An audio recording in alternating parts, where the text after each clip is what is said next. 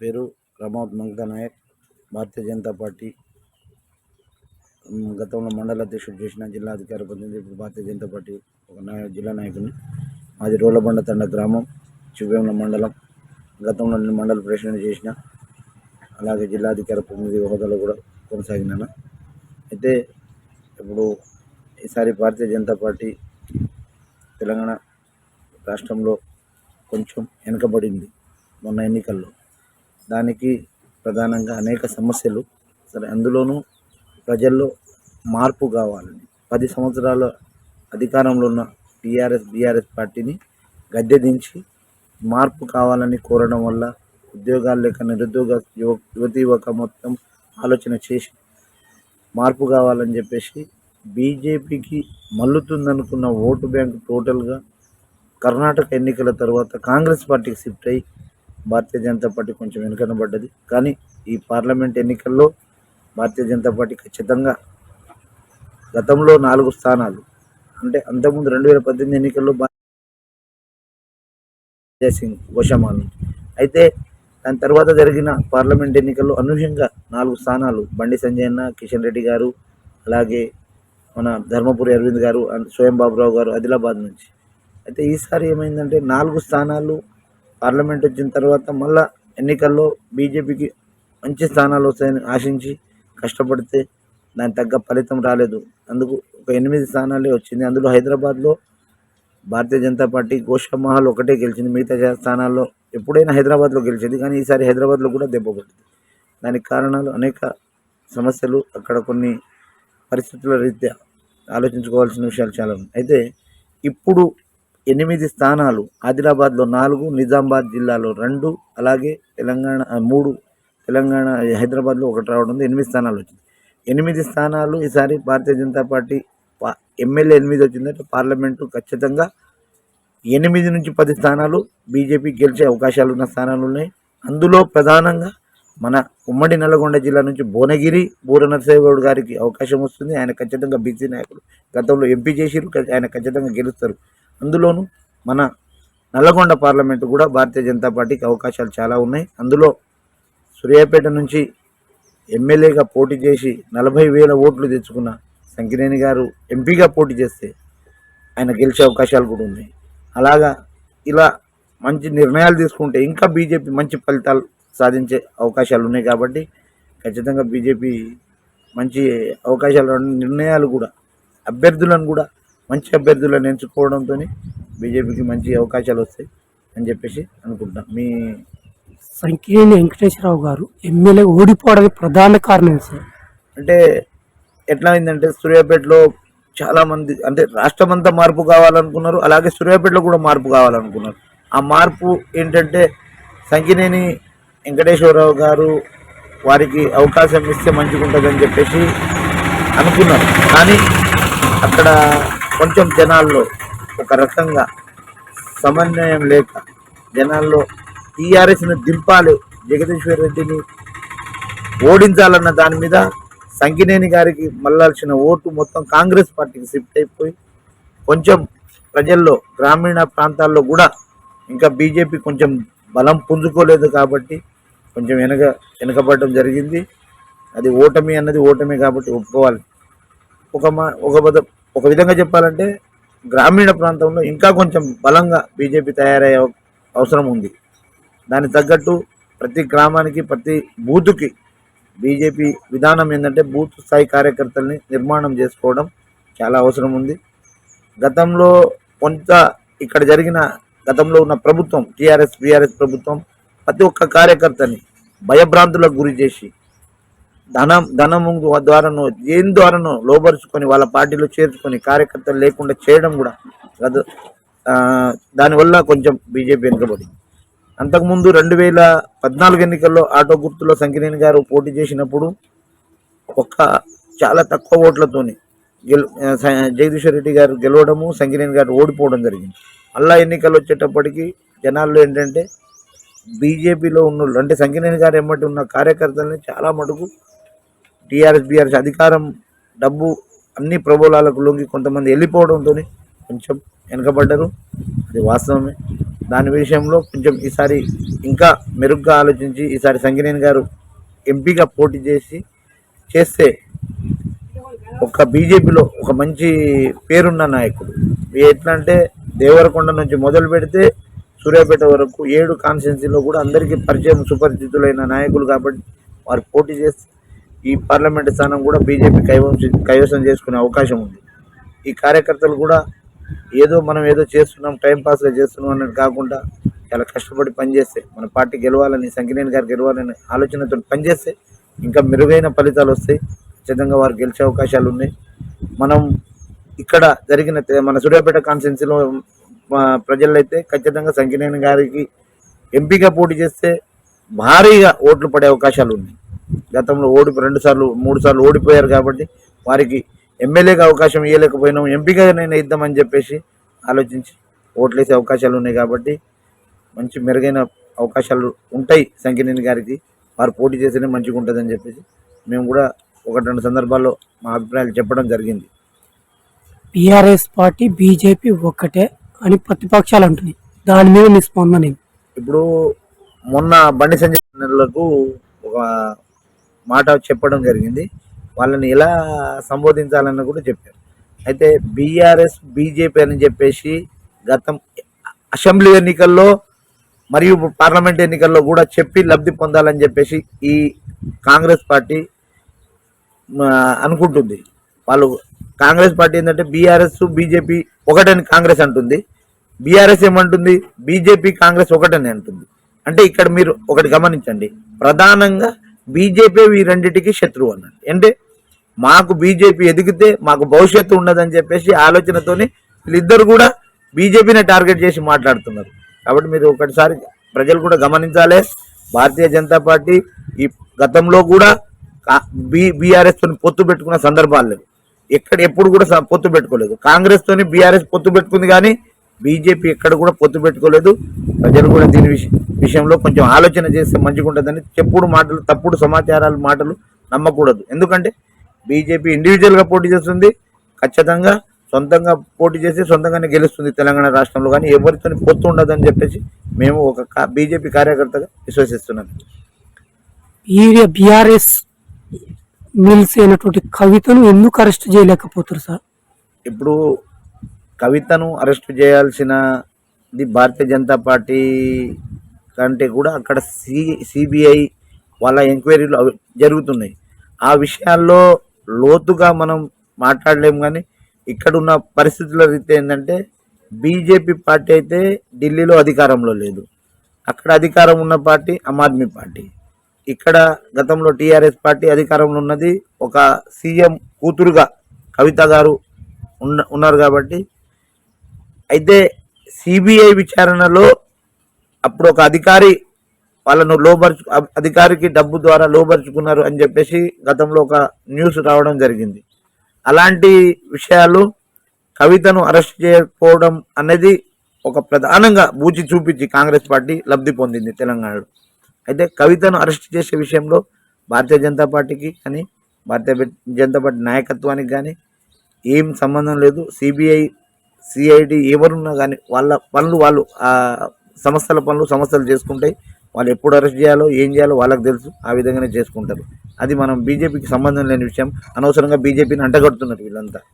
అట్లానే central government నుంచి ప్రతి గ్రామానికి, ప్రతి మండలానికి, ప్రతి జిల్లాకి, అంటే గ్రామంలోనైతే శ్మశాన వాటికలు, డబ్బింగ్ యార్డ్ ప్రతిదీ కూడా సెంట్రల్ గవర్నమెంట్ ఫండ్. కానీ మరి బీఆర్ఎస్ పార్టీ మేమే కట్టించామని చెప్తారు. దాన్ని చెప్పండి సార్. ఒకళ్ళకు గతంలో కూడా మన రాష్ట్ర నాయకులు కానీ మన సూర్యాపేట సంకినేని వెంకటేశ్వరరావు గారు కానీ అందరికీ మేము చెప్పడం తెలియపరచడం జరిగింది. అన్ని నిధులు ఏ విధంగా వచ్చినాయి, ఏ నిధులు దేనికి వచ్చినాయి. అయితే ఇక్కడ బీఆర్ఎస్ పార్టీ చేసింది ఏంటంటే ఒక సర్పంచులు కూడా మా మండలంలో సర్పంచులు రాజీనామా చేసిన చూసుకోండి, రికార్డు చూసుకోండి. సర్పంచులు రాజీనామా చేసుకొని సర్పంచులే మందు దాగి హాస్పిటల్లో పడ్డ బిల్లులు రాక. ఎందుకంటే బీఆర్ఎస్ ప్రభుత్వం చేసింది ఏంటంటే టోటల్గా ఒకళ్ళకు పుట్టిన పిల్లలని నా పిల్లలు అనుకొని ఎత్తుకొని సంఘం ఎత్తుకొని మురిసిర్రు. కేంద్ర ప్రభుత్వ నిధుల్ని మొత్తం మేమే ఇచ్చినామని చెప్పేసి చెప్పడము, వాళ్ళ పరిధి ఏంటంటే వాళ్ళ మాట్లాడే విధానం ఏందో మనం అర్థం చేసుకోవచ్చు. నిజంగా చెప్పాలంటే ప్రతి ఒక్క నిధులు ఏ గ్రామానికి ఎన్ని వచ్చినాయి అనేది మేము పాంప్లెట్లతో సహా మేము పంచడం జరిగింది, పంచాం కూడా. అయితే ప్రజలను తప్పుదో పట్టించి మేమే చేశామని అక్కడ ఉన్న గ్రామ సర్పంచుల నుంచి మొదలు పెడితే వార్డు నెంబర్ అందరూ వాళ్ళ పార్టీలో చేర్చుకోవడం వల్ల ఇక్కడ ఏంటంటే సూర్యాపేటలో కూడా ఈసారి జగదీశ్వర్ రెడ్డి గారు ఆ విధంగానే, అంటే మళ్ళా అధికారం వస్తే మళ్ళీ మంత్రి అవుతారు కాబట్టి మనకేదో నిధులు వస్తాయని చెప్పి సూర్యాపేటలో కూడా అలాగే అవకాశంతో బీజేపీని జనాలు ఇది చేసిర్రు. నిజాలు అందరికీ తెలుసు. ఇవాళ సోషల్ మీడియా యుగం, ఏది మాట్లాడినా మనం చెప్పిన మాటలన్నీ కూడా జనాలు చూస్తూనే ఉంటారు. ఏది నిజమో ఏది అబద్ధమో చెప్పుకుంటారు. కానీ ఏంటంటే కొంచెం ఇక్కడ ప్రతి ఒక్క గ్రామంలో కార్యకర్తలు లేకపోవడం మాకు ఒక మైనస్. ఏంటంటే ఈ సమస్యలు వస్తాయి గ్రామాల్లో. ఎట్లా ఉంటుందంటే చిన్న చిన్న సమస్యలు, పంచాయతీలు, మంచి చెడు అధికారం ఉంది కాబట్టి వాళ్ళకు మనం బెండు కాకపోతే రేపటి రోజున మనకు అవకాశాలు ఉండవు. అంటే మనకి ఏదైనా ఇబ్బంది వస్తే రారు అన్న దాని మీద జనాల్లో ఒక రకంగా భయభ్రాంతులకు గురి చేసి గెలవడం జరిగింది. అది టీఆర్ఎస్ పార్టీ ఇదైంది. అదే కాంగ్రెస్ పార్టీ, బీజేపీ పార్టీ కూడా కొంచెం మైనస్ అయిందని చెప్పేసి. ఇప్పుడు ప్రధానమంత్రి రైతులు వ్యతిరేకిస్తారు, దాని మీద మీ అభిప్రాయం సార్? అంటే భారతదేశంలో ఈ విషయం అయితే నేను ఖచ్చితంగా దీని మీద మంచిగా మాట్లాడాలి. ఎందుకంటే భారతదేశంలో రైతులు అనేటోళ్ళు హర్యానాలో, పంజాబ్లో లేరు.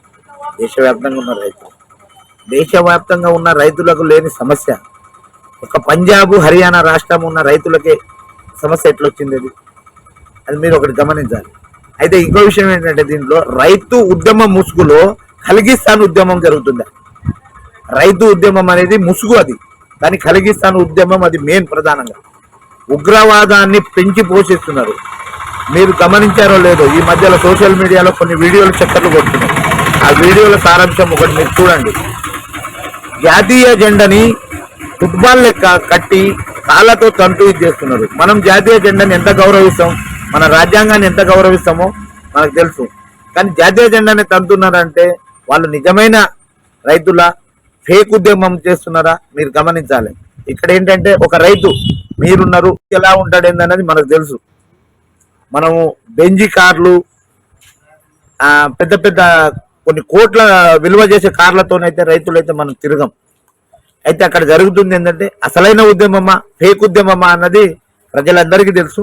కానీ జనాలు ఏంటంటే జనాలను అది కూడా మీరు చూడండి, ఆ రైతు ఉద్యమం అనేది ఎప్పుడు వస్తుందంటే ఎన్నికల ముందు మాత్రమే వస్తుంది. అది కూడా జాతీయ ఎన్నికల ముందు, ప్రాంతీయ ఎన్నికల ముందు మాత్రమే ఈ రైతు ఉద్యమం వస్తుంది. అని తప్ప అంతకుముందు ఈ ఉద్యమం అనేది ఉండదు, దాని ఊసే ఉండదు. మీరు గతంలో కూడా చూసిర్రు. ఇప్పుడు కూడా గతంలో యూపీ ఎన్నికల ముందు వచ్చిన ఉద్యమము రైతు ఉద్యమం మళ్ళీ ఇప్పుడు ఏ ఎన్నికల ముందు వచ్చింది, పార్లమెంట్ ఎన్నికల ముందు వస్తుంది. కాబట్టి మీరు దీని విషయంలో 100% నకిలీ ఉద్యమము, ఇది రైతు ఉద్యమం కాదు, ఖలిగిస్తాన్ ఉద్యమం. ఇది ఖలిగిస్తాన్ ఉద్యమం అని చెప్పేసి నేను దీన్ని సంబోధిస్తాను. అట్లాగనే రామ మందిరం నిర్మించండి, అది మళ్ళీ మూడోసారి ప్రధానమంత్రి మోడీ కావాలని చెప్పేసి జనాల్లోనికి తీసుకొచ్చని చెప్పి ప్రతిపక్షాలు అంటున్నారు. దాని మీద మీ స్పందన సార్? రామ మందిరం అనేది దేశ ప్రజలు అందరూ కూడా కావాలని కోరుకున్నది. అయితే భారతీయ జనతా పార్టీ గతంలో కూడా భారతీయ జనతా పార్టీని అనేక మంది విమర్శలు చేశారు. ఎలాంటి విమర్శలు చేశారంటే రామ మందిరాన్ని అడ్డం పెట్టుకొని వీళ్ళు పార్టీని నడిపిస్తున్నారు. అయితే రామ మందిరం అనే ఇష్యూని క్లియర్ చేయడానికి గతంలో కాంగ్రెస్ పార్టీ ప్రయత్నం చేసింది లేదు, ఏం లేదు. ఆ సమస్యను అట్లనే ఉంచి గతంలో మన్మోహన్ సింగ్ ప్రభుత్వంలో కూడా 10 సంవత్సరాలు ఉన్నా దాని మీద ఎప్పుడు మాట్లాడింది లేదు. అయితే సమస్యను ఇంకా పెంచి పోషించడం జరిగింది. అయితే బీజేపీ వచ్చినాక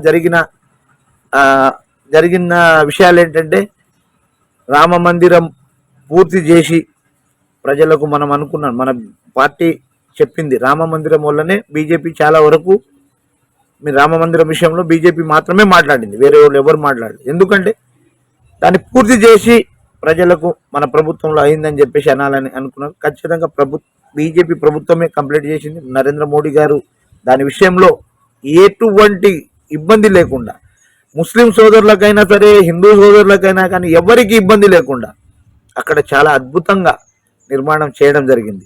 దాని ద్వారా ఇవాళ ఉత్తరప్రదేశ్ అనేది ఉత్తరప్రదేశ్ దరిద్రం అనేది పోయింది నిజం చెప్పాలంటే. ఎందుకంటే అక్కడ అటవిక రాజ్యము అటు పూర్తిగా ఎలాంటి ఉండేదంటే గతంలో ఉన్న ప్రాంతీయ పార్టీలు చెప్పేది ప్రాంతీయ పార్టీలు అక్కడ ఉన్న ప్రాంతీయ పార్టీలు గతంలో కాంగ్రెస్ పార్టీ చేసిన దురాగతాలు ఏంటంటే జనాలకు అర్థమవుతుంది. అందుకనే యోగి గారిని రెండోసారి ముఖ్యమంత్రిగా అక్కడ ప్రజలు ఎన్నుకున్నారు. అయితే రామ మందిరం నిర్మాణం వల్ల బీజేపీ లబ్ధి పొందాలని అనుకోవడం అనేది అది తప్పు మాట. ఖచ్చితంగా దేశ ప్రజలు ఆలోచన చేస్తున్నారు. మోడీ గారు ఉంటేనే మన దేశం మంచిగా ఉంటుంది అని చెప్పేసి, సుభిక్షంగా సస్యశ్యామలంగా ఉంటుంది అని చెప్పేసి ఆలోచనతోని ప్రజలందరూ ఇది చేస్తున్నారు. రామ మందిరం పూర్తయిందన్న విషయము వాళ్ళు ఇప్పుడు మాకంటే ఎక్కువ, అంటే మేము భారతీయ జనతా పార్టీ వాళ్ళకంటే ఎక్కువ ఇలా కాంగ్రెస్, ఈ కమ్యూనిస్టులు, లెఫ్టులు, రైటులు, ఇంకా చెప్పాలంటే ఇంకా ఈ బీఆర్ఎస్ పార్టీ వాళ్ళు అనుకుంటున్నారు ఏంటంటే రామ మందిరం కంప్లీట్ అయింది, ఇక మోడీ గారే మళ్ళీ మూడోసారి ప్రధాని అవుతారు, వాళ్ళే సొంతంగా ఒప్పుకుంటారు. అది దాని విషయంలో మేము నిజంగా రామ మందిరం కంప్లీట్ అయింది కాబట్టి మేము బీజేపీకి ఖచ్చితంగా ఓట్లేస్తాం. భారతీయ జనతా పార్టీకి వల్లనే అయింది కాబట్టి అక్కడ యోగి గారు ముఖ్యమంత్రి ఉండాలి, ఇక్కడ మోడీ గారు ప్రధానమంత్రి ఉండాలి దేశానికి. కాబట్టి ఖచ్చితంగా మేము బీజేపీకి సపోర్ట్ చేస్తాం. జనాలు ఏమనుకున్నా బీజేపీకి అయితే సపోర్ట్ ఉంటారు దేశ ప్రజలు. రానున్న పార్లమెంట్ మరియు సర్పంచ్ ఎన్నికల్లో మీ మండల ప్రజలకు, మీ జిల్లా ప్రజలకు మీరు ఏం చెప్పదలుచుకోరు? నేను ఇప్పుడు రానున్న పార్లమెంట్ ఎన్నికల విషయంలో మాత్రం మనం ఒకటి ఆలోచించాలి. మన దేశంలో గతంలో 10 సంవత్సరాలకు ముందు బాంబులు ఎక్కడ పోయిల్తాయో అన్నది అనుక్షణం మనకు ఒక భయం భ్రాంతులకు ఉండేది.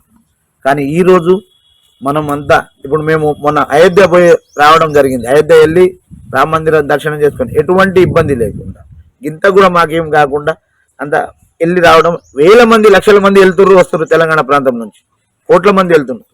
అక్కడ చూస్తుంటే చాలా ఇది. అయితే మోడీ గారి లాంటి ప్రధానమంత్రి దేశానికి ఉంటే మన దేశం బాగుంటుంది. కాబట్టి మళ్ళొక్కసారి మనం నరేంద్ర మోడీ గారినే ఎన్నుకోవాలి. ఈ పార్లమెంట్ నుంచి మనకు రామ మందిర నిర్మాణం చేసి ఇచ్చిన మోడీ గారికి నల్గొండ పార్లమెంట్ నుంచి మనం ఖచ్చితంగా కానుక ఇయ్యాలని చెప్పేసి నా నల్గొండ పార్లమెంట్ ప్రజలకు మోడీ గారికి మనం ఖచ్చితంగా ఈ పార్లమెంట్ స్థానం నుంచి కానుక ఇవ్వాలి. మోడీ గారికి అంటే మనం దేవుని ముక్తం, ఏదైనా మనకు మంచి జరిగితే కానుకలు సమర్పిస్తాం. అలాగా మనకు మన రామ మందిరం నిర్మాణం చేసి మనకు అంతా ఇది చేసిన మోడీ గారికి మనం ఖచ్చితంగా ఇది కానుక ఇవ్వాలని చెప్పేసి కోరుతాం. అలాగే సర్పంచ్ ఎన్నికల్లో కూడా గ్రామంలో ఉన్న యువత, చదువుకున్న వాళ్ళకు, కొంచెం లోకజ్ఞానం ఉన్నోళ్లకు, మంచి వాళ్ళకు అవకాశం ఇవ్వాలి. వారి ద్వారా మన గ్రామ అభివృద్ధి చేసుకోవాలి. మనం ఏదో మన కొన్ని ఏరియాల్లో కులాల ప్రతిపాదికంగా, కొన్ని ఏరియాల్లో అంటే ఎట్లా అంటే కొంచెం పార్టీల విధానంగా కాకుండా ప్రజలందరూ ఏకమై గ్రామాన్ని అభివృద్ధి చేసుకోవాలంటే గ్రామ సర్పంచ్ మంచిగా ఉండాలి. ఇంటికి తండ్రి ఎంత ముఖ్యమో గ్రామానికి సర్పంచ్ ఎంత ముఖ్యం. మంచి సర్పంచ్ ఉండాలి, మంచి ఆలోచన పరుడు ఉండాలి. అయితేనే ఆ గ్రామం బాగుపడుతుంది. అంతే తప్ప మనం ఏదో చేసిన మన పార్టీడు కాదు, ఆ పార్టీడు, ఈ పార్టీడు అని ఆలోచన చేస్తే అక్కడ మనకు ఖచ్చితంగా గ్రామంలో అభివృద్ధి అనేది కుంటుపడుతుంది. దాని ద్వారా గ్రామం వెనకబడిపోతుంది. ఈ రోళ్లబండతండ గ్రామంలో, మా రోళ్లబండతండ గ్రామంలో గతంలో మాకు రోడ్లు సరిగ్గా లేకుంటుండే. రోళ్లబండతండ అంటే ఎక్కడో మారుమూల ప్రాంతం అని చెప్పేసి అన్నట్టు ఉంటుండే. కానీ నరేంద్ర మోడీ గారి దయ వల్ల హైవే రోడ్డు ఇక్కడ నితిన్ గడ్కరీ గారి ఇక్కడ 200 ఫీట్ రోడ్ రావడంతో మా రోళ్లబండతండకి ఇవ్వాలి. నిజంగా చూస్తుంటే తెల్ల తెల్ల బిల్డింగ్లన్నీ కనబడుతున్నాయి. బిల్డింగ్లన్నీ కూడా నరేంద్ర మోడీ గారు ఈ రోడ్డు వేపించడం వల్లనే మా గ్రామానికి ఇంత ఇది వచ్చిందని చెప్పేసి, అభివృద్ధి అవుతుందని చెప్పేసి నేను అనుకుంటున్నాను. ఖచ్చితంగా ఈసారి మోడీ గారికి మేము మద్దతు ఉంటుంది. మోడీ గారికి మేము ఓట్లు వేపియాలని, తెలంగాణ మన నల్గొండ పార్లమెంట్ కానుకేయాలని చెప్పేసి మేము అనుకుంటున్నాం. జై శ్రీరామ్.